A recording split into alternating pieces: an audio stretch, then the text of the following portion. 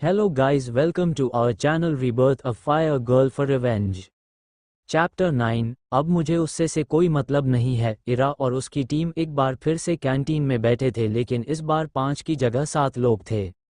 नील कहता है, मुझे न्यू गर्ल का तो पता है, उसे अभी हमारी सपोर्ट की ज़रूरत है, इसलिए हमने उसे अपनी टीम में शामिल किया हुआ है, लेकिन तुम क्यों हमारे साथ बैठे हो?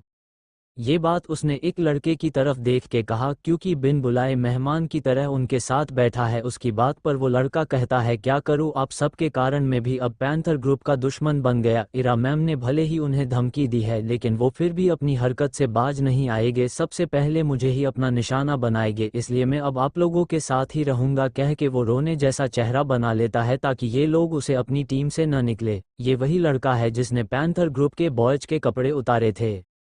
ईशानी कहती है, ठीक है, अब तुम दोनों अपना इंट्रोडक्शन दो। वैसे इरा तो पहले से ही अविका के बारे में जानती थी, लेकिन वो चुप रही, वरना वो कैसे बताती, पहले ही दिन मिलके वो उसके बारे में सब जानती है।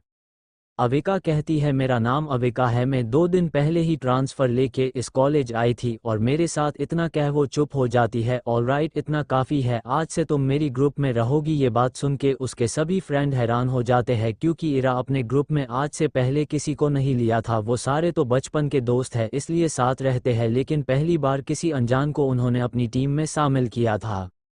इरा जानती थी कि उसके फ्रेंड उसके डिसीजन से हैरान जरूर होंगे, लेकिन वो अविका के साथ पिछली बार की तरह कुछ नहीं होने देंगी, इसलिए उसने ये फैसला लिया है।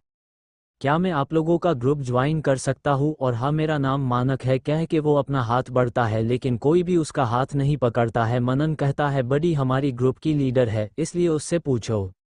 मानक इरा के पास जाके कहता है, boss I am very talented, अगर मैं आपके ग्रुप में रहूंगा तो आपको काफ़ी फ़ायदा होगा। वो बिल्कुल ऐसे बिहेव कर रहा था जैसे इंटरव्यू देने आया हो और उसे पूरा बिलीव हो उसे तो ये जॉब मिल ही जाएगी। नॉट इंटरेस्ट, इरा इतना कह उसे वहाँ से जाने को कहती है। उसने अविका को इसलिए अपनी ग्रुप में शामिल किया था क्योंकि वो उसे प्रोटेक्ट करना चाहती है, वरना वो किसी को भी अपने ग्रुप में शामिल न करे, उसे जल्दी किसी पर भी बिलीव नहीं होता है। मानक वहां से चलते हुए सोचता है, मैं जल्दी ही आपकी टीम में शामिल हो जाऊंगा boss, just wait for me. इधर इरा और उनके फ्रेंड्स बात कर रहे थे, तभी मोना कहती है, ये देखो, कहके का अपना फ़ोन सभी को दिखाने लगती है। उसमें एक वीडियो प्ले हो रहा था, वो कॉलेज फोरम पर अपलोड हुआ था। ईशानी कहती है, जान तू तो फेमस हो गई, क्योंकि वो वीडियो इरा ने जब पैंथर ग्रुप को धोया था तब की था। इसमें अविका के साथ मिसबिहेव से लेकर तब तक की थी जब इरा ने उन्हें मार मार कर उठने लायक नहीं छोड़ा था। इस वीडियो में उनकी बिना कपड़ों की वीडियो नहीं थी, क्योंकि कोई भी उस वीडियो को नहीं बना पाया था। इरा ने सभी का कैमरा बंद कर देने को कहा था, इसलिए वो वीडियो बस इरा के पास ही है। वो सभी उस वीडियो के बारे में बात कर ही रहे थे कि फिर से कॉलेज में शोरगुल शुरू हो गई। इरा इरिटेट होकर कहती है, क्या आज किसी को क्लासेस नहीं करनी है? जो इस तरह से चिल्ला रहे हैं, सभी ऐसा चिल्ला रहे हैं जैसे कोई सेलिब्रिटी आने वाला है।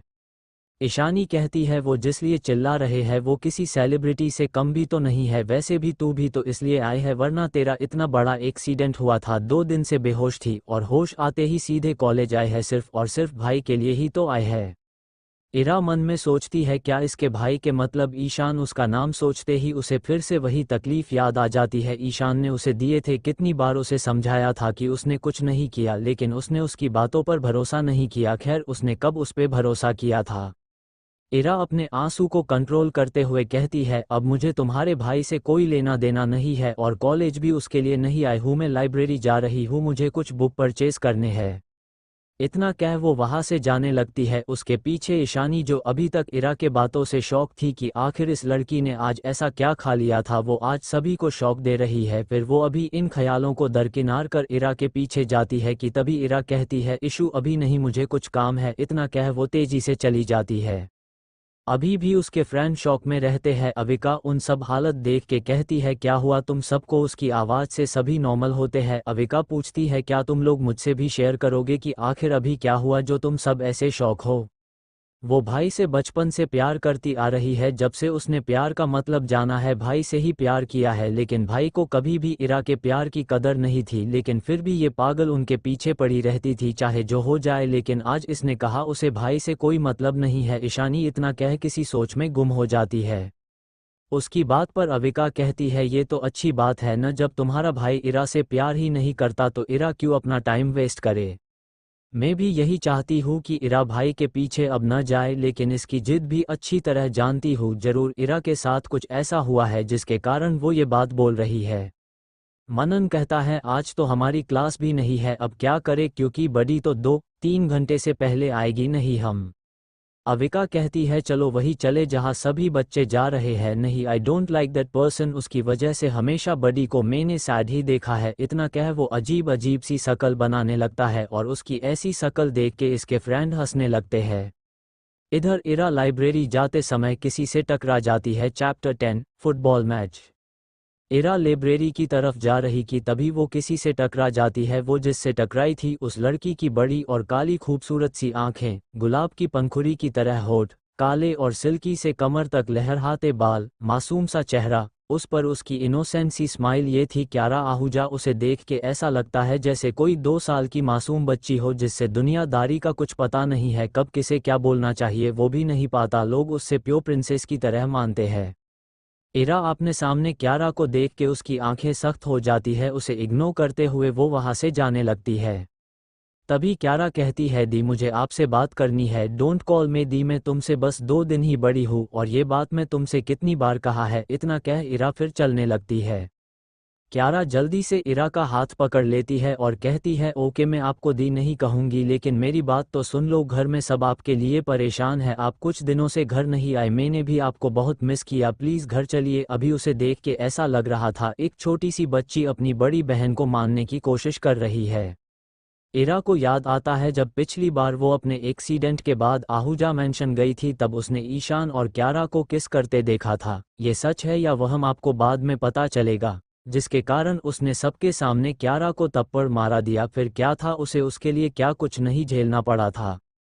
इरा क्यारा से अपना हाथ छुड़ाते हुए कहती है सभी को कहना कि मैं ठीक हूँ, उन्हें चिंता करने की कोई ज़रूरत नहीं है। इतना कह के वो बिना क्यारा की तरफ देखे वहाँ से निकल जाती है। इधर क्यारा कहती है इरा ने बिना उसे कुछ कहे चली गई। इसी हैरानी के साथ वो स्पोर्ट ग्राउंड में जाती है।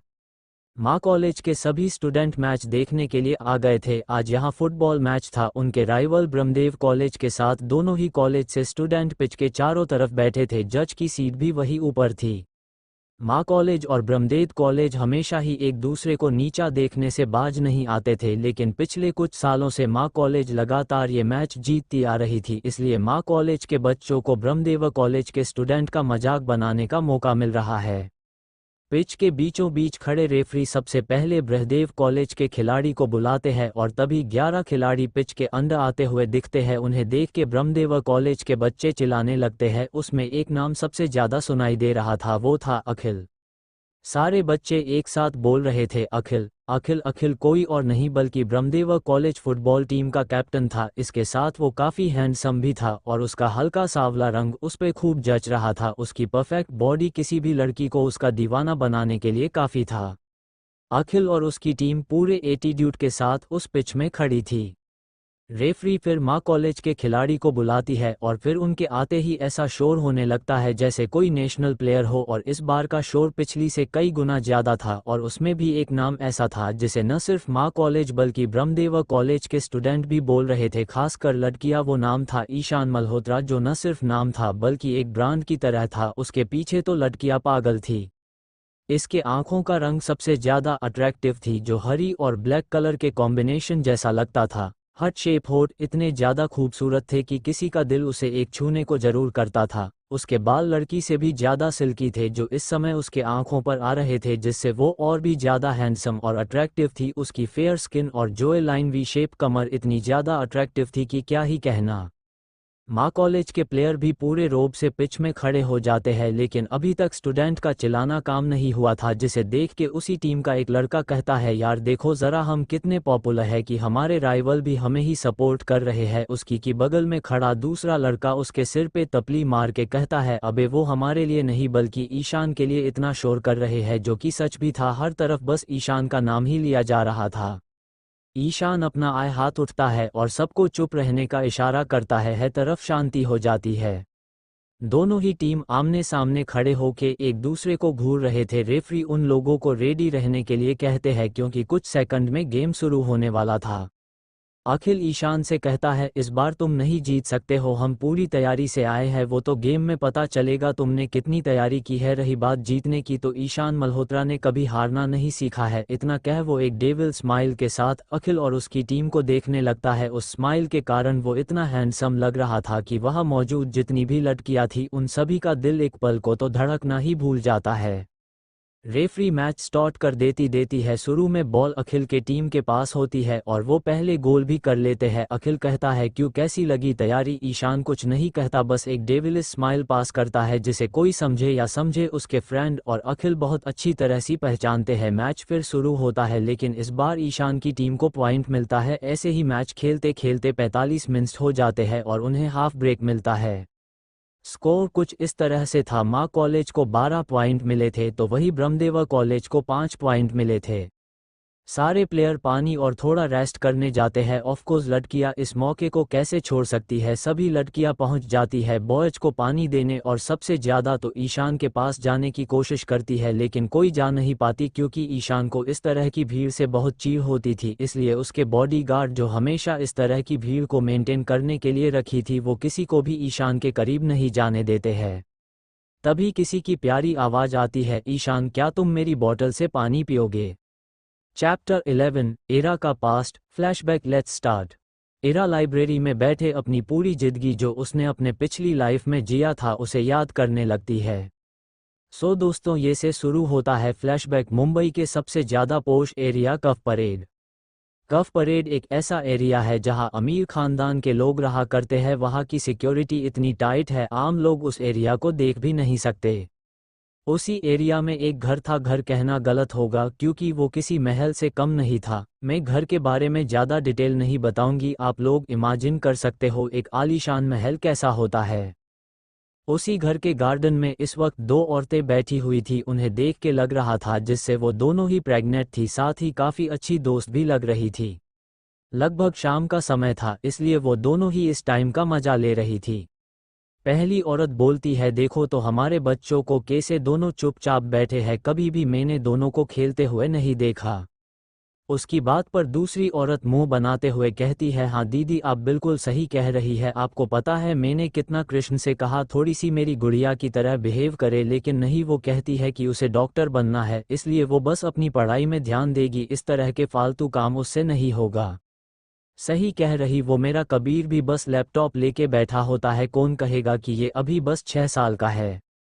ये दोनों में पहली औरत आशा जी इरा की मोम है, दूसरी नूतन जी कबीर की मोम है। ये दोनों ही बचपन की फ्रेंड्स है लेकिन आशा जी से नूतन जी 2 साल बड़ी है इसलिए वो उन्हें हमेशा दी ही कहती आ रही है। इनका घर भी आमने सामने है जो बिल्कुल ही एक जैसा लगता है। इनके हस्बैंड भी बचपन के ही दोस्त है।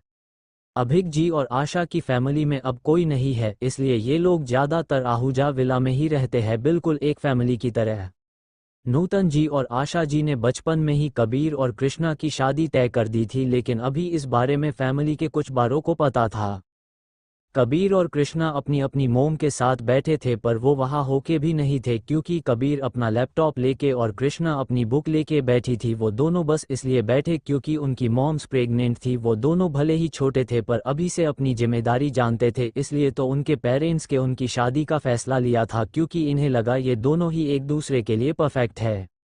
कुछ दिन बाद आशा जी ने इरा को जन्म दिया, उसके 2 दिन बाद क्यारा का जन्म हुआ। दोनों बच्चों का नामकरण एक ही दिन रखा गया था। नामकरण के बाद उन्हें कुल देवी के मंदिर जाना था। कुल देवी के मंदिर में वो लोग अपनी बच्चों के लिए पूजा रखवाई थी। उसी पूजा के बीच में उनके दुश्मनों ने अटैक कर दिया जिसमें परिवार को तो कुछ नहीं हुआ लेकिन क्यारा लापता हो गई। उन्होंने बहुत ढूंढा, उसके बाद उन्हें मालूम हुआ कि क्यारा को उन अटैकर ने मार दिया। इस खबर से पूरा परिवार जैसे टूट सा गया था। लेकिन फिर इरा बड़ी होने लगी और वह अपनी नटखटपन से सभी के दिल में अपनी जगह बनानी शुरू कर दी। पूरा आहूजा परिवार इरा में ही अपनी क्यारा को ढूंढने लगे। इरा उन्हें अपना परिवार ही मानती थी। जब इरा 6 साल की हुए तब इरा के मोम डैड की कार एक्सीडेंट में मौत हो गई जिसके कारण इरा बहुत चुप सी हो गई थी क्योंकि वो अपने डैड से सबसे ज़्यादा प्यार करती थी। उनके बिना उसे बिल्कुल अकेला लगता था। आहूजा फैमिली पूरी कोशिश करती उससे खुश रखने की लेकिन फिर कामयाब नहीं होती। इरा अपने रूम में अपने मोम एंड डैड की फ़ोटो को देख के रो रही थी कि तभी उसे रूम का दरवाज़ा खुलता है। इरा बिना देखे ही बोलती है, आप सब जाओ, इरा को किसी से बात नहीं करनी, मुझे बस मेरे डैडा चाहिए। प्रिंसेस, क्या आप मुझसे भी बात नहीं करोगी? इरा इस आवाज़ को सुन के दौड़ते हुए उस इंसान को गले लगा लेती है और बोलती है, भैयू आप कहाँ थे? मैंने आपको कितना मिस किया। आपको पता है डैडा मुझे छोड़ के गॉड के पास चले गए। इतना कह वो रोने लगती है। ये कबीर था जो अभी 12 साल का हो गया था, लेकिन अभी से ही अपने डैड के बिजनेस में उनका साथ देता है। वो कुछ दिनों के लिए आउट ऑफ सिटी था, आज ही आया था क्योंकि उसे पता था इरा अभी बस उसकी बात ही मानेगी। कबीर के आने से इरा धीरे धीरे ठीक होने लगती है। एक दिन इरा और कृष्णा के नाना जी आते हैं क्योंकि उन्हें अपनी बेटी के आखिरी निशानी को अपने पास रखना चाहते थे। पहले तो दोनों जाने से मना करते हैं, लेकिन फिर है हॉलीडे पर यहाँ आने की बात पर मान जाते हैं। फिर कृष्णा और इरा अपने नाना जी साथ चले जाते हैं। उनका घर भी बिल्कुल राजा महाराजाओं की तरह था, लेकिन घर में सिवाय नौकरों के कोई नहीं रहता था। लेकिन इरा और कृष्णा के आने से उनका घर पहले की तरह हो गया जैसे आशा जी के रहते था। इरा का एडमिशन भी उसी स्कूल में कर दिया गया जहाँ कृष्णा और कबीर पढ़ते थे। इरा पहली बार ईशान से स्कूल में ही मिली थी और तब से ही वो उसे पसंद करने लगी थी और ईशानी भी तभी से उसकी बेस्ट फ्रेंड थी। एक दिन इरा के नाना केशव जी अपने दोस्त अभिनव के ये जाते हैं। ये दोनों जब आर्मी में थे तब से ही अच्छे दोस्त हैं और उन दोनों घर भी पास में था। अभिनव जी जो ईशान के दादाजी थे, ये बात जब इरा को पता चलती है तो इरा कुछ न कुछ बहाना बना के ईशान से मिलने चली जाती थी। लेकिन ईशान ने कभी भी उसे इम्पोर्टेंस नहीं दिया क्योंकि उसे ये सब बिल्कुल भी पसंद नहीं था। वो हमेशा इरा को खुद से दूर रहने को बोलता था। धीरे धीरे इरा बड़ी होती गई और उसका ईशान के लिए पागलपन बढ़ता ही गया। वो बस कबीर की बातों को ही सुनती थी, लेकिन इस टाइम उसके नाना जी ने उसे और कृष्णा को हर एक चीज़ सिखाई जो वो सिखा सकते थे। सिंगिंग, डांसिंग, म्यूजिकल इंस्ट्रूमेंट बजाना, अलग तरह के मार्टियल आर्ट सीखना और भी बहुत कुछ। इरा के साथ उसके फ्रेंड ईशानी, मनन, नील, मोना, ये पांचों ही साथ में सभी चीज़ों की ट्रेनिंग लेते थे और इनके ग्रुप का नाम फीनिक्स था क्योंकि इनका मानना था ये लोग बिल्कुल एक पंछी की तरह है जिसे कोई नहीं पकड़ सकता है और जिसने पकड़ने की कोशिश की वो जल जाएगा। ये ग्रुप फेमस तो बहुत है, लेकिन कोई भी इस ग्रुप के मेंबर को नहीं जानता। बाकी इस ग्रुप की डिटेल कहानी में आगे पता चलती जाएगा। इरा अब 12 साल की हो गई थी। अब वो पहले से ज़्यादा जिद्दी हो गई थी। आज इरा और कृष्णा आहूजा मैंशन जाते हैं, लेकिन उसे थोड़ा अजीब लगता है क्योंकि वो जब भी जाती थी तो नूतन जी हमेशा उसका वेट किया करती थी, लेकिन आज उसे कोई भी नज़र नहीं आता। वो जैसे ही हॉल में जाती है हैरान हो जाती है। चैप्टर 12, इरा का past. Flashback continue. Era and Krishna जब आहूजा मैंशन के हाल में पहुंचते हैं तब वो देखते हैं एक लड़की जो लगभग इरा की ही उम्र की होगी, उसे नूतन जी ने अपने गले लगाया हुआ है। वहां मौजूद सभी मेंबर की आंखों में आंसू थे, लेकिन खुशी के। सभी उस लड़की से कुछ न कुछ पूछ रहे थे तो कोई उसे कुछ खाने को दे रहे थे। ये सब देख के दोनों बहनें ये जानने के लिए क्यूरियस हो जाते हैं कि वो लड़की कौन है। इरा नूतन जी पास जाके पूछती है, बड़ी मोम ये लड़की कौन है? नूतन जी इरा की आवाज़ सुन के इरा को अपने पास बुलाती है और कहती है, ये मेरी जिगर का टुकड़ा जिसे मैंने खो दिया था, मेरी बेटी क्यारा है। क्यारा को जब किडनैप किया गया था तो उसमें से एक किडनैपर जिसे क्यारा को मारने के लिए कहा गया था उसने उस छोटी सी बच्ची को नहीं मारा, उसने उसे एक टोकरी में डालकर नदी में बहा दिया। क्यारा बहते बहते एक गांव में पहुंच गई जहां पर एक कपल ने उसे गोद ले लिया, लेकिन दोनों ही कपल काफ़ी लालची थे। उसने बस इसलिए क्यारा को गोद लिया था क्योंकि वो पेरेंट नहीं बन सकते थे। और साथ ही क्यारा जब उन्हें मिली थी तो उसके पास एक सोने का चैन था जो बहुत ही यूनिक डिज़ाइन में बना था। उस कपल ने उस चैन को बेचकर शहर में रहने लगे और क्यारा को बहुत परेशान करते थे, उसे घर से बाहर भी नहीं जाने देते थे। फिर एक दिन आहूजा परिवार को उस चैन के बारे में पता चला, उसके जरिए वो क्यारा तक पहुंच गए। फिर उन्होंने उन कपल से अपनी बेटी को ले आए, उसके बदले काफ़ी पैसे दिए जिससे वो बिना किसी नुकुर के क्यारा को जाने दिया। इरा और कृष्णा दोनों ही अपनी बड़ी मोम के लिए खुश थी क्योंकि उनसे कई बार उन्हें रोते हुए देखा था। फिर जब भी कोई इरा या क्यारा के लिए कुछ लेके आते तो दोनों को देते थे। शुरू में इरा को थोड़ा बुरा लगता था, लेकिन फिर बाद में उसे कोई प्रॉब्लम नहीं हुई। एक दिन टेरेस पर इरा और क्यारा खेल रहे थे, तभी इरा के धक्के से क्यारा गिर गई। आए तो थोड़ी सी चोट थी, लेकिन वो बहुत जोर से रो रही थी। घर में जितने भी लोग थे वहां पहुंच गए। नूतन जी जल्दी से क्यारा के पास जाके पूछती है वो ठीक है न और वो गिर कैसे गई। तब क्यारा कहती है उसे इरा ने धक्का दिया और बहुत दर्द हो रहा है। इतना कह वो फिर से रोने लगती है। इरा कुछ बोलती कि तभी कृति जी, कबीर की चाची, बोलती है पहले मैंने क्यारा के बातों पर विश्वास नहीं किया, लेकिन आज ये देख के लगता है कि क्यारा सही ही बोल रही थी। उसकी बात पर सब घर के लोग पूछते हैं कि क्यारा ने क्या कहा था। कृति जी कहती है इरा हमेशा क्यारा को परेशान करती है क्योंकि उसे लगता है कि क्यारा के आने से सब उस पार ज़्यादा ध्यान दे रहे हैं। इरा भले ही जिद्दी थी लेकिन वो कभी भी झूठ न तो बोलती थी नहीं उसे झूठ बोलने वाले ज़्यादा पसंद थे, इसलिए उसे गुस्सा आ गया और वो कहती है कि उसने ऐसा कुछ भी नहीं किया। हाँ उसे थोड़ा बुरा लगा लेकिन उसने कभी भी क्यारा को परेशान नहीं किया। इतना कह वो चली जाती है। नूतन जी इरा के पीछे जाने को हुई कि क्यारा रोते हुए कहती है मम्मा बहुत पेन हो रहा है। उसकी बात पर नूतन जी नहीं जाती है और क्यारा की केयर करने लग जाती है। उसके बाद से क्यारा के साथ कुछ भी होता सब इरा को ही ब्लेम करते, जिससे इरा हमेशा ही हट हो जाती। पर उसे बचपन से ही अपने इमोशन शो करने नहीं आते थे, इसलिए सभी को लगता कि इरा को उनकी बातों से कोई फर्क ही नहीं पड़ रहा है। धीरे धीरे इरा आहूजा फैमिली से दूर होती गई। बस कबीर ही था जिससे वो अब भी बहुत अटैच्ड थी क्योंकि उसे हमेशा कबीर में अपने पापा की झलक दिखाई देती थी। क्यारा का एडमिशन भी इरा के स्कूल में हुआ और दोनों का क्लास भी एक ही था। वैसे तो इरा का अपना ग्रुप था, फिर भी उसकी पढ़ाई में अच्छे होने के कारण उसके कई सारे फ्रेंड थे। इरा हमेशा ईशान के करीब रहने के लिए उसके साथ ही पढ़ाई करती थी और ईशान भी काफ़ी भी अपने साथ उसे पढ़ने के लिए मना नहीं करता था। स्कूल में क्यारा के आने से जितने भी इरा के फ्रेंड थे सभी क्यारा के दोस्त बन गए। सभी को लगता क्यारा काफ़ी ज़्यादा प्यारी और इनोसेंट है और वो पढ़ाई के साथ साथ म्यूज़िक और डांसिंग में भी काफ़ी अच्छी थी। और इरा तो बस ईशान के पीछे पागल थी, इसीलिए वो कभी भी स्कूल में अदर एक्टिविटी में पार्ट नहीं लेती थी। एक दिन इरा अपने हाथ में केक लेके ईशान के पास जा रही थी, तभी उसने देखा कि क्यारा रो रही है और ईशान उसके आंसू पोंछ रहा है।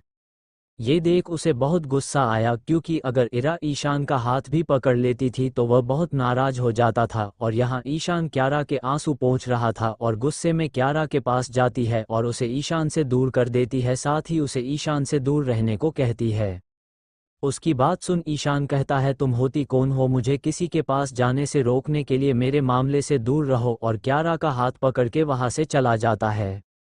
इरा उन्हें जाते हुए ही देखने लगती है। पूरे स्कूल में सबको पता था इरा ईशान को पसंद करती है, इनफैक्ट वो उसके पीछे पागल है। इसीलिए जब सब ईशान को क्यारा के साथ देखते हैं तो सभी इरा का मजाक बनाने लगते हैं। सबको लगने लगता है कि ईशान और क्यारा साथ है और इरा इनके बीच आने की कोशिश कर रही है। क्यारा का 15वां बर्थडे था, उसमें सभी आए हुए थे लेकिन इरा थोड़ा जल्दी आ गई थी। वो क्यारा के कमरे में जाती है और बेड पर रखे ड्रेस को उठा के उसे काट देती है, लेकिन ये करते हुए उसे कबीर देख लेता है और वो पहली बार इरा पर गुस्सा होता है क्योंकि उसने वो ड्रेस अपनी लिटिल सिस्टर के लिए खुद एक बेस्ट डिजाइनर से बनवाया था। उसके बाद से क्यारा के कारण धीरे धीरे कबीर भी उससे दूर हो जाता है। फिर इरा के नाना जी का भी देहांत हो जाता है और कृष्णा को अपनी मेडिकल की पढ़ाई के लिए फॉरेन कंट्री जाना था। वो अपनी बहन को छोड़ के नहीं जाना चाहती थी लेकिन इरा ने जाने से मना कर दिया। फिर इरा आहूजा मैंशन में रहने लगी लेकिन उनके बीच कुछ सुधरने के बजाय और भी बिगड़ने लगा। और जब कृष्णा अपनी स्टडी कंप्लीट कर आए तो उसने एक ऐसा घर लिया जो सभी से दूर हो। ये वही घर है जिसका जिक्र मैंने पहले ही कर दिया है सेकंड चैप्टर में। इरा के डैड की कंपनी जो कुछ टाइम से कृष्ण संभाल रही थी को काफ़ी लॉस में जा रही थी क्योंकि कृष्णा डॉक्टर थी, उसे कभी भी हॉस्पिटल जाना पड़ जाता था, इसलिए वो कंपनी पर ज़्यादा ध्यान नहीं दे रही। तो इरा ने कंपनी संभालनी शुरू कर दी और कुछ दिनों में उसके बेस्ट कंडीशन में ला लिया क्योंकि उसका दिमाग बिजनेस में बहुत चलता था। लेकिन कोई भी नहीं जानता था मल्लिक ग्रुप ऑफ कंपनी का सीईओ कौन है क्योंकि इरा ने हमेशा ही फेस मास्क का यूज़ किया था। इरा कंपनी के कामों में बिजी होने के कारण वो आहूजा और मल्होत्रा परिवार से थोड़ी दूर हो गई थी।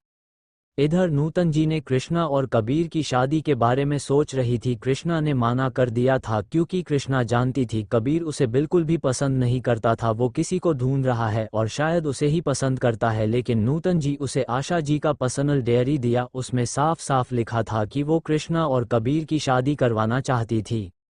Chapter 13 back to present. Krishna अपनी मोम की डायरी पढ़ती है जिसमें लिखा था कि वो चाहती है कि उसकी और कबीर की शादी हो जाए, इसलिए वो इस शादी के लिए मान जाती है। नूतन जी कबीर को भी अपनी कसम देके मना लेती है। कबीर कृष्णा को कह देता है कि वो आहूजा खानदान की बहू बन सकती है, लेकिन उसकी बीबी नहीं। कृष्णा को कबीर हमेशा ही या तो उसकी बेइज्जती करता या उसे इग्नोर करता, जैसे कि कृष्णा एक्सिस्ट ही नहीं करती।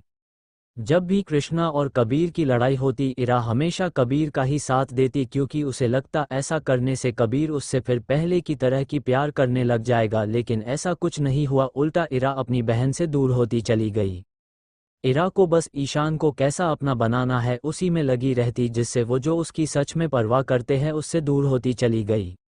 इरा को अपनी कंपनी के लिए कुछ महीनों के लिए आउट ऑफ कंट्री जाना था। जाना तो नहीं चाहती थी, लेकिन ईशान भी इंडिया में नहीं था, वो भी अपनी बिजनेस के सिलसिले में कहीं गया था, इसलिए इरा कुछ महीनों के लिए चली गई।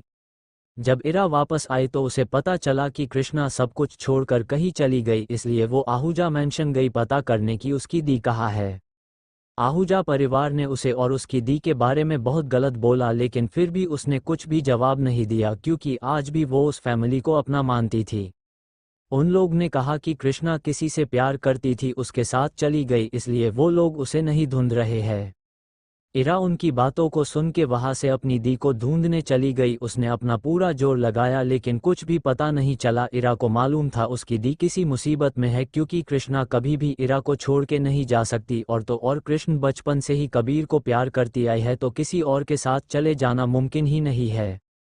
कृष्णा को ढूंढते हुए पूरे 1 महीना बीत गया, तभी किस ने उसे कॉल कर बताया कि उसके फ्रेंड्स को किसी ने बहुत ही बेरहमी से मार दिया। बस ईशानी ही जिंदा बची थी, लेकिन वो भी बहुत घायल थी। जब इरा ईशानी से मिलने गई तो किसी ने भी उसे ईशानी से मिलने नहीं दिया क्योंकि उन लोग को किसी ने बताया कि इस सब के पीछे इरा का हाथ था, जिससे पूरी मल्होत्रा और आहूजा फैमिली इरा से नफरत करने लगी, बिना ये जाने कि ये सच है भी या नहीं।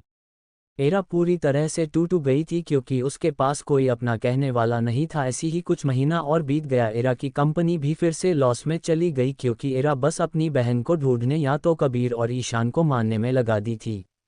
इरा को किसी का कॉल आता है जिसमें कोई कह रहा था उसे पता है कि उसकी बहन कहाँ है, इसलिए इरा उससे मिलने स्टार नाइट होटल, काल्पनिक नाम, चली जाती है। वहां जाके उसे कोई नहीं मिलता। जब वो वापस जा रही थी तभी उसने ईशान और कबीर की फैमिली को देखा जो साथ में बैठकर डिनर कर रहे थे, साथ में हंस हंस कर बातें कर रहे थे। इरा उन लोग को इग्नोर कर जा ही रही थी कि क्यार अपनी मासूम और प्यार सी आवाज में इरा को इनवाइट करती है। इरा क्यारा की आवाज सुन भी इग्नोर कर जा रही थी तो क्यारा जल्दी से इरा का हाथ पकड़ बिना इरा के मर्जी के उसे अपने साथ ले जाती है। इरा का वहाँ होना किसी को भी पसंद नहीं आ रहा था। तभी क्यारा कहती है, दी आपको पता है बहुत जल्दी बहुत सारे गुड न्यूज आने वाला है। इरा उसकी बात सुनकर कंफ्यूज हो जाती है। तभी ईशान अपनी चेयर से उठकर क्यारा के पास जाके उसकी कमर से पकड़कर कहता है, she is pregnant and I become a father. उसकी बात सुन इरा बिल्कुल फ्रीज हो जाती है। तभी क्यारा कहती है, दी चलिए मैं आपको किसी से मिलवाती हूँ, और इरा के हाथ पकड़ कबीर के पास ले जाती है। कबीर के बगल में एक लड़की बड़े हक से कबीर का हाथ पकड़ के उससे बात कर रही थी और कबीर उसकी तरफ बड़े ही प्यार से देख रहा था। क्यारा उस लड़की की तरफ देख के बोलती है, ये दिया है मेरी होने वाली भाभी, और आपको पता है मेरी और भाई की शादी 2 दिन बाद ही है। इतना कह बिल्कुल इनोसेंट सी स्माइल करने लगती है जिसे कि उसे पता ही न हो कि उसकी बात का इरा पर क्या असर पड़ेगा। कबीर को पता चलता है दिया वही लड़की है जिससे वो बचपन से ढूंढ रहा है। इरा अब एक पल भी वहां नहीं रुकना चाहती थी, इसलिए वो क्यारा का हाथ तेजी से झटके हुए जाने लगती है। लेकिन तभी एक आवाज आती है, ऐसे कि कोई बहुत ही भारी चीज जमीन पर गिरी हो। इरा पीछे मुड़कर देखती है तो शॉक हो जाती है क्योंकि क्यारा नीचे फर्श पर गिरी थी और नीचे से खून निकल रहा था। क्यारा रोते हुए कहती है, दी आप मेरे बच्चे से इतनी नफरत करती है कि आपने उसे मार दिया। इतना कह वो बेहोश हो जाती है। ईशान अपने बॉडीगार्ड को इरा को अपने डार्क शेल में ले जाने का ऑर्डर देता है और जल्दी से क्यारा को लेके पूरी फैमिली हॉस्पिटल चली जाती है। इरा के पैरों को मजबूत जंजीर में बंध देते हैं और उस पर कभी ठंडा तो कभी गर्म पानी डालते रहते हैं, जिससे इरा को बहुत तकलीफ हो रही थी। जब इरा बेहोश हो जाती है तभी ईशान आता है। वो इस वक्त किसी यमराज से कम नहीं लग रहा था। वो इतना ज़्यादा खतरनाक लग रहा था कि वहाँ मौजूद सभी डर से थर थर काँप रहे थे। उसकी आंखों जो किसी को भी अपनी तरफ अट्रैक्ट कर सकती थी, उसमें इस वक्त खून उतर आया था, जो इरा के लिए तो बिल्कुल अच्छा नहीं था। ईशान इरा के सामने जाके कहता है, मैंने तुम्हें हर बार माफ़ किया, हर गलती को नज़रअंदाज किया, लेकिन इस बार नहीं। तुमने इस बार एक मासूम से बच्चे की जान ली है। इतना कह वो उसे कुछ पीला देता है। उसके कुछ पल बाद ही इरा की चीखने की आवाज़ आने लगती है, क्योंकि ईशान ने इरा को कुछ ऐसा पिलाया था जो इरा को अपनी पूरी बॉडी में जलन हो रही थी। ये ईशान उसे वो पीला कर चले जाता है और इरा पूरी रात दर्द में तड़पती रह जाती है। उसके पूरे बॉडी पर दाने से निकल जाते, उसका खूबसूरत सा चेहरा बहुत ही डरावना बन जाता है। चीख चीख कर उसका कंठ बैठ जाता है। इरा को पूरे एक वीक तक वहाँ बंद कर रखा था और हर रोज नए नए तरीके से उसे दर्द दिया जाता है। लास्ट में क्या हुआ वो मैंने पहले ही बता दिया था। Present time. इरा अपनी बुरी यादों से बाहर आती है। उसकी आंखों से आंसू बह रहे थे। उसे वो हर दर्द और तकलीफ याद आ रही थी जो उसे दिए गए थे।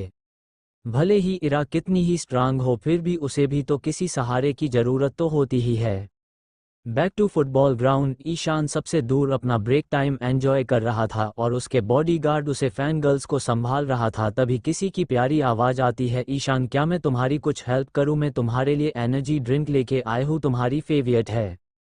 ईशान के साथ वहां मौजूद जितने भी लोगों ने उसकी बातें सुनी, सभी उस लड़की को देखने लग गए। वो क्यारा ही थी। क्यारा को देख के सभी यही सोच रहे थे कि कोई क्या इस टाइम में भी इतना क्यूट और इनोसेंट हो सकता है। क्यारा सभी की नज़रों में खुद के लिए तारीफ देख के बहुत खुश हो जाती है। क्यारा को हमेशा से ही सेंटर ऑफ अट्रैक्शन बनाना बहुत पसंद था। ईशान क्यारा को आने की परमिशन दे देता है, जिससे बाकी लड़कियां क्यारा से जलने लगती है। ये देख क्यारा बस एक स्माइल पास कर ईशान के पास चली जाती है। क्यारा ईशान को बॉटल देती है, लेकिन ईशान कहता है मुझे इसकी ज़रूरत नहीं है। तभी सेकंड राउंड के लिए रेफरी सभी को बजा लेता है।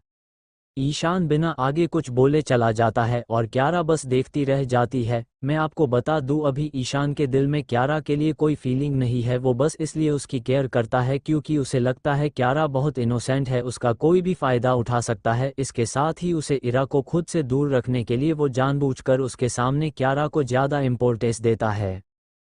Chapter 14 birthday party. Football match का सेकंड राउंड शुरू हो गया था। दोनों कॉलेज के बच्चे अपने अपने कॉलेज के प्लेयर को चीयर कर रहे थे। ब्रह्मदेव कॉलेज के प्लेयर ने काफ़ी कोशिश की, लेकिन अपना स्कोर बढ़ा नहीं पा रहे थे और एक बार फिर माँ कॉलेज ने ये जीत अपने नाम कर ली। अखिल ईशान और उसकी टीम को घूरते हुए वहाँ से चला गया। माँ कॉलेज के स्टूडेंट खड़े होकर अपने कॉलेज के प्लेयर का नाम चिल्ला रहे थे। रात 10 बजे इरा अपने विंडो से आसमान में चमक रहे चांद को देख रही थी। वैसे तो वो काफ़ी थक गई थी आज, लेकिन आंखों में नींद ही नहीं थी। जब भी आंखें बंद करती उसके सामने अपनी मौत का मंजर आने लगता। थोड़ी देर और चांद को निहारने के बाद बेड पे आके जैसे तैसे आंखें बंद कर सो जाती है। अगली सुबह इरा सिंपल सा टी शर्ट और पैंट पहनकर नीचे आती है तो देखती है कि उसकी बुआ डाइनिंग टेबल पर नाश्ता रख रही है। सुहानी जी, इरा की बुआ, रात को ही आ गई थी पर इरा से नहीं मिली, क्योंकि उनको पता था इरा को ये पसंद नहीं आएगा। इरा नीचे जाते हटाए कहती है, बुआ आप कब आए और मुझसे मिली भी नहीं। सुहानी जी इरा की बात सुन हैरान हो जाती है कि इरा खुद उससे बात कर रही है, फिर भी वो कहती है मुझे आने में देर हो गई थी, इसलिए मुझे लगा तुम सो रही होगी। इरा सुहानी जी के पास आके कहती है, कोई बात नहीं, अच्छा आपने आज क्या बनाया है, मुझे बहुत भूख लग रही है। ये कहते वक्त उसके एक हाथ उसके पेट पर और चेहरा पर क्यूट सी स्माइल थी।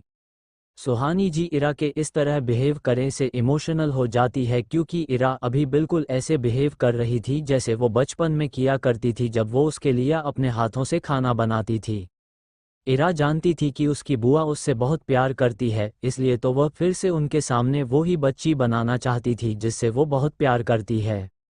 इरा अपनी बुआ से पहले किए गए गलतियों की माफ़ी मांगती है। सुहानी जी के लिए तो वो उनकी बच्ची थी और अपने बच्चों से कोई कभी नाराज होता है। कुछ दिन इरा कॉलेज नहीं जाती क्योंकि उसे रेस्ट की ज़रूरत थी। इस बीच उसके दोस्त जरूर आए थे उससे मिलने, और ईशानी का बर्थडे अगले दिन ही था तो सारे दोस्त मिलके शॉपिंग पर जाते हैं। नेक्स्ट डे इरा को पता था आज उसका सबसे समाना होगा, लेकिन अब वो भी पूरी तरह से उन लोगों से मिलने के लिए तैयार थी। मल्होत्रा मैंशन, इस मैंशन की बात की जाए तो ये किसी रॉयल हाउस के जैसे था और आज इस मैंशन को बहुत ही खूबसूरती से सजाया गया था। आखिर इस घर की जान का जन्मदिन था। धीरे धीरे सब मेहमान आने शुरू हो गए थे। आज इस जगह बड़े से बड़े बिजनेसमैन और ए लिस्ट सेलिब्रिटीज आए थे। बड़े बड़े पॉलिटिक्स के लोग भी आ रहे थे और भी बड़ी हस्तियां यहाँ मौजूद थी। आखिर मल्होत्रा खानदान से कौन अपने अच्छे संबंध नहीं बनाना चाहता। कुछ देर बाद आहूजा फैमिली के मेंबर भी आ जाते हैं। सबसे पहले वैभव जी, कबीर के दादाजी उतरते हैं। वैसे तो वो आना नहीं चाहते थे लेकिन अपने दोस्त ईशान के दादाजी के लिए आए थे। उन्होंने बहुत जिद की थी। वैभव जी के खास दो ही दोस्त थे, एक तो इस दुनिया को छोड़ चुके हैं केशव जी, और दूसरे से जल्दी मिल नहीं पाते। भले ही वो आज 70 साल के हो गए हैं लेकिन उनका रोब आज भी काम नहीं हुआ है। उनके पीछे नीलेश जी और नूतन जी आ रही थी। कुणाल जी और कृति जी भी साथ में उन्हीं के साथ आ रहे थे। कृष और वाणी, कबीर के कूजन, ये दोनों दूसरी कार से उतरते हैं और वो भी अंदर की ओर जाने लगता है। सबसे लास्ट में कबीर उतरा और उसके साथ कृष्णा और क्यारा दोनों थी। आज कबीर ने वाइट कलर की 3 पीस सूट पहना था। उसके बाल थोड़े लंबे थे जो उस पे काफ़ी फब रहा था। कानों में डायमंड इयरिंग जो उसके हैंडसम से फेस पर एक का तिलाना लुक दे रही थी। कृष्णा ने इस वक्त ब्लैकलेस ब्लाउज के साथ साड़ी पहन रखी थी जिससे उसकी खूबसूरत सी कमर दिख रही थी। बोलों को उसने खुला ही छोड़ रखा था। सिंदूर और मंगलसूत्र में और प्यारी और हॉट साथ दिख रही थी लेकिन कबीर ने उसे एक नज़र देखा तक नहीं। यही क्यारा ने मेहरूना कलर का गाउन पहना था जिसके अलग अलग जगह पर छोटे छोटे फूलों का पैटर्न था जिसे वो गाउन और भी प्यारा लग रहा था। चेहरे पर हल्का मेकअप के साथ वो भी प्यारी लग रही थी। सभी अंदर जाते हैं। वहां मौजूद लोगों की नज़र उन लोगों पे टिक जाती है। अंदर देव और दिव्या जी सभी मेहमानों का स्वागत कर रही थी। थोड़ी देर में मैंशन की लाइट बंद हो जाती है। बस एक स्पॉटलाइट सीधी की तरफ होती है। वहां पर एक लड़का एक लड़की का हाथ पकड़ नीचे आता है। लड़के ने नेवी ब्लू कलर का सूट कैरी किया हुआ था, बालों को अच्छे से सेट किया हुआ लेकिन फिर भी उसके हेड को छू रही थी। उसकी बॉडी बिल्कुल ग्रीक गॉड की तरह थी। वहां मौजूद सभी आंखें उस पर ठहर गई थी। वो और कोई नहीं ईशान था जिसने ईशानी का हाथ पकड़ा था। ईशानी ने इस वक्त वाइन कलर की गाउन को पहना रखा था। चेहरे पे लाइट मेकअप उसे आज एक अलग लुक दे रही थी। दोनों नीचे आते सभी ईशानी को बर्थडे विश करते हैं। थोड़ी देर में नील, मनन, मोना, अविका अपनी अपनी फैमिली के साथ आते हैं। ईशानी अपने फ्रेंड्स के पास जाके कहती है, अभी तक जान क्यों नहीं आई? मैंने उसे सबसे पहले आने को कहा था लेकिन यहाँ तो वो अब तक नहीं आए। ऐसा कैसे हो सकता है? मेरी इशू मुझे बुलाए और मैं ना आऊँ? वो तो बस बुआ ही बहुत देर से तैयार हुई थी वरना कब का मैं पहुँच गई होती। इतना कह इरा ईशानी के गले लग जाती है। ईशानी इरा से दूर होके कहती, जान लुकिंग गॉर्जियस। इरा ने इस वक्त नेवी ब्लू कलर का विदाउट शोल्डर गाउन कैरी किया हुआ था जो उसके चेस्ट से लेके बेली तक छोटे छोटे स्तर बना हुआ था। उस गाउन में इरा का फिगर बहुत ही अच्छे से विजिबल हो रहा था। वो बहुत एलिगेंट और ब्यूटीफुल लग रही थी। वहां मौजूद सभी इंसान की नज़र बस इरा पर था। ईशान भी एक पल को उसे देखता ही रह गया लेकिन बंदे की विल पावर बहुत स्ट्रांग थी। उसने तुरंत ही अपनी नज़र हटा ली। चैप्टर 15 अलग तुझ में असर कुछ है। इरा अपने फ्रेंड्स से मिल रही थी। सुहानी जी ने भी आके ईशानी को बर्थडे विश किया। सुहानी जी कबीर की फैमिली के पास जाते हैं और अपने साथ इरा को भी ले जाते हैं। इरा के साथ उसके फ्रेंड्स भी उसके साथ जाते हैं। आहूजा और मल्होत्रा फैमिली साथ ही थी। इरा सबसे पहले अपनी दी से मिलती है क्योंकि कृष्णा आज ही आया थी। सीधे आहूजा मेंशन ही गई थी। इरा कहती, दी आई मिस यू। मैंने आपको कितने कॉल किया पर आपने किसी का भी रिप्लाई नहीं किया। इतना कह इरा अजीब से मुंह बनाने लगती है। उसे देख कृष्णा हंसते हुए कहती है, सॉरी बच्चा, वहां पर नेटवर्क की बहुत प्रॉब्लम थी। इरा फिर सभी को नमस्ते कहती है और अपने फ्रेंड्स के साथ चली जाती है। पूरी आहूजा एंड मल्होत्रा फैमिली इरा का ऐसा बिहेव देख हैरान हो जाते हैं क्योंकि इरा ने कभी भी उनसे इस तरह बात नहीं की थी। वो जब भी उनसे मिलती हमेशा ही सबसे बिल्कुल फैमिली की तरह बिहेव करती लेकिन आज इरा ने उनसे आंजनों जैसा बिहेव किया, इसलिए सभी हैरान थे। वैसे ज़्यादा लोगों को फर्क नहीं पड़ा पर नूतन जी की आंखें नम हो गई। इरा ने भी नूतन जी की आंखें नम होते देख ली थी और उसे बुरा भी लग रहा था कि उसके वजह से आज नूतन जी उदास है। लेकिन अब इरा ने डिसाइड कर लिया था कि वो अब बिल्कुल भी इन लोगों से कोई कांटेक्ट नहीं रखेंगे जिससे वो आने पिछली बार की किस्मत को बदल सके। इरा अपने फ्रेंड्स के साथ एक गोल टेबल पर बैठी थी। ईशानी नहीं थी वहाँ। वैसे तो वो भी रहना चाहती थी, लेकिन आज की पार्टी तो उसके लिए ही रखी थी। अगर वो नहीं रहेगी तो पार्टी किस काम का। बस इसलिए वो अपने पेरेंट के साथ अदर गेस्ट को देख रही थी।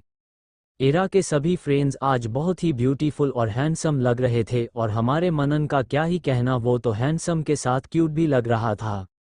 वहाँ पर सभी गेस्ट अभी अपनी टेबल पर बैठे थे क्योंकि केक कटिंग में अभी टाइम था। कुछ लोग अपनी फैमिली के साथ बैठे थे तो कुछ अपनी फ्रेंड्स के साथ। तभी एक एंकर जिसने इस इवेंट को ऑर्गेनाइज किया वो आके कहता है, सो लेडीज एंड जेंटलमैन, अभी केक कटिंग में टाइम है और आप सब बोर हो रहे हैं तो क्यों ना एक गेम खेला जाए, एम आई राइट। उसकी बात पर सभी येस बोलने लग जाते हैं। सो ये पर मौजूद जितनी भी यंगस्टर है उन सभी को ये गेम खेलना होगा। कोई भी न नहीं कहेगा आप सभी यहाँ आ जाए, इतना कह एंकर चुप हो जाता है। एक एक कर सभी उस जगह जाने लगते हैं। वैसे कबीर और ईशान ये गेम नहीं खेलना चाहते हैं, लेकिन दोनों की बहनें उन्हें अपने साथ लेके चली गई। एंकर के पास एक बाउल रखा था जिसे देखते हुए कहता है, इसमें यहाँ मौजूद जितनी भी गर्ल्स है उन सभी के नाम लिखे हैं। आप सभी बॉयज को एक एक चिट उठानी है और उसमें जिस भी गर्ल्स का नाम है उसके साथ आपको पेयर बनाना है। उसके बाद गेम शुरू होगा। सभी लड़के उस बाउल से चित उठाते हैं। नील के चित में अविका का नाम था। उस नाम को देखकर वो मुस्कुराने लगता है और अविका के साथ खड़ा हो जाता है। कबीर के चित में कृष्णा का नाम होता है, जिससे उसे कोई फर्क नहीं पड़ता, वो बस अपनी बहन के लिए ये गेम खेल रहा था। ईशान जब अपनी चित खोलता है तो उसमें क्यारा का नाम होता है, जिसे सुन क्यारा बहुत खुश हो जाती है और ईशान के साथ खड़ी हो जाती है। ईशान अपने साथ क्यारा को खड़े देख इरा की तरफ देखता है। उसे लगा कि फिर इरा कोई न कोई तमाशा जरूर करेगी, लेकिन इरा तो उसकी तरफ देख भी नहीं रही थी, जिसे देख ईशान को अजीब लगता है। मनन और इरा का एक साथ पेयर बना था, मोना का किसी और लड़के के साथ, और ईशानी का पार्टनर नील का ब्रदर इवान था। जब एंकर देखता है सभी ने अपने पार्टनर को चूज कर लिया है, तब वो गेम बताता है। सभी गर्ल्स के आंखों पर ब्लाइंड फोल्ड बंधा होगा। आप लोगों को एक घेरे में एक कपल डांस करना है, तो ध्यान रहे कोई भी कपल घेरे से बाहर नहीं होना चाहिए। सभी कपल को एक एक घेरे में खड़ा कर दिया जाता है। साथ ही उन सभी गर्ल्स के आंखों को ब्लाइंड फोल्ड से बांध दिया जाता है और वहाँ की लाइट भी डिम कर दी जाती है। सारी जिम्मेदारी बॉयज पर थी। सॉन्ग स्टार्ट होता है। अलग तुझ में असर कुछ है कि दिखता नहीं मगर कुछ है। अलग तुझ में असर कुछ है कि दिखता नहीं मगर कुछ है। फिदा हूं मैं तो एक नज़र, बस एक नज़र। एक नज़र तक से सभी कपल अपने पार्टनर के साथ डांस कर रहे थे। कबीर ने एक हाथ से कृष्णा की कमर और दूसरे से कृष्णा का एक हाथ पकड़ रखा था। आज पहली बार वो कृष्णा के इतने करीब गया था। वो एक तक कृष्णा के चेहरे को देख रहा था और उसकी नज़र न चाहते हुए उसके पिंक लिप्स पर जा रही थी। कृष्णा बंद आंखों के करना कबीर के हर एहसास को बहुत करीब से महसूस कर रही थी, जिससे उसका दिल बहुत तेज धड़क रहा था। लगे भी तो सर यह और किधर अब और किधर दिल संग तेरे लग के। सही वो भी लगा मुझको गलत तुझ में अगर कुछ है, अलग तुझ में असर कुछ है। ईशान और क्यारा डांस कर रहे थे, लेकिन ईशान का ध्यान डांस पर न होके इरा पर था। लेकिन उसका चेहरा इमोशनलेस था, इसलिए ये समझ पाना मुश्किल था कि वो सोच क्या रहा है। मनन और इरा का डांस बहुत अच्छा हो रहा था क्योंकि इनकी बॉन्डिंग सबसे अच्छी थी। न सिर्फ ये लोग डांस कर रहे थे बल्कि वो दोनों एंजॉय भी कर रहे थे। तुमसे किरण धूप की, तुमसे सियाह रात का, तुम बिन मैं बिन बात का। तुम हो तभी कुछ बात है, तुमसे किरण धूप की, तुमसे सियाह रात का। तुम बिन मैं बिन बात का, तुम हो तभी कुछ बात है। नील और अविका का डांस भी बहुत अच्छा हो रहा था। दोनों जब भी डांस करते वक्त पास आते एक दूसरे की दिल की धड़कन सुन पा रहे थे। ऐसा ही कुछ हॉल ईशान और इवान का भी था। ये दोनों ही एक दूसरे को बचपन से जानते हैं, लेकिन खुद की फीलिंग से अनजान है, इसलिए आज इतने करीब होने से इनकी फीलिंग सामने आ रही है। धीरे धीरे सभी आउट होने लगे। ईशान का ध्यान इरा में होने के कारण क्यारा का एक पैर घेरे से बाहर चला गया, इसलिए वो दोनों भी आउट हो गए। क्यारा को बहुत गुस्सा आया क्योंकि उसे ये डांस जीतना था, लेकिन फिर भी वो एक फेक स्माइल के साथ अपनी फैमिली के साथ बैठ जाती है। थोड़ी देर में गाना बंद हो जाता है और कुछ ही कपल इसमें जीते थे। कबीर और कृष्णा, इरा और मनन, ईशानी और इवान, नील और अविका। उसके साथ ही दो और कपल भी थे जिसने पूरे गाने तक अपने पार्टनर के साथ अच्छा परफॉर्म किया। केक कटिंग का टाइम हो जाता है। चैप्टर 16 जबरदस्ती। ईशानी की पूरी फैमिली और उसके दोस्त सभी ने ईशानी को घेर लिया था। ईशानी सबके बीच कैंडल को बुझाने से पहले विश मांगती है। सभी लोगों के पास खड़े होने के कारण इरा और ईशान बहुत पास खड़े थे, लेकिन आज इरा ने एक बार भी ईशान की तरफ नहीं देखा, जिससे ईशान को न जाने क्यों अच्छा नहीं लग रहा था, लेकिन ईशान को यही तो चाहिए था। ईशानी केक कट कर सभी को खिलाती है। इरा कहीं जा ही रही थी कि वो किसी से टकरा जाती है। सामने दिव्या जी, ईशानी की मोम, खड़ी थी। वो उन्हें सॉरी बोल चली जाती है क्योंकि केक उसके ड्रेस पर लग गया था। वो उसे ही साफ करने जा रही थी। दिव्या जी को इरा को बस सॉरी बोल के चले जाना अपनी इंसल्ट लगता है। इससे पहले हमेशा इरा उनसे अच्छे से बात करती थी। भले ही दिव्या जी पहले भी इरा को पसंद नहीं करती थी, लेकिन हमेशा इरा उनकी सारी बातें मानती थी। सभी गेस्ट डिनर के लिए जाते हैं। जो लोग मल्होत्रा के करीबी थे वो सभी एक बहुत बड़े डाइनिंग टेबल पर साथ बैठे थे। उस टेबल पर आहूजा फैमिली और ईशानी और ईशान के करीबी दोस्त और उनकी फैमिली बैठी थी। डिनर में हर तरह की डिश थी। सभी अपना डिनर कर रहे थे। तभी क्यारा कहती है, दिव्या आंटी आपने बहुत अच्छा डिनर तैयार करवाया है, और जब मैं यहाँ आई तो आपको देखकर हमेशा की तरह मैं बिल्कुल हैरान हो गई। आप तो धीरे धीरे और भी खूबसूरत होती जा रही है। मोना धीरे से नील और मनन को कहती है, देखो तो ज़रा इस क्यारा को कैसे ईशानी की मोम को अपने जाल में फंसा रही है। उसकी बात पर नील कहता है, ये तो हमेशा से ऐसी ही करती आई है, तभी तो सबकी चहेती बनती है। उसकी बात पर मोना और मनन अपना सिर हिला देते हैं, जैसे ये सब कुछ वो पहले भी देखते आए हैं।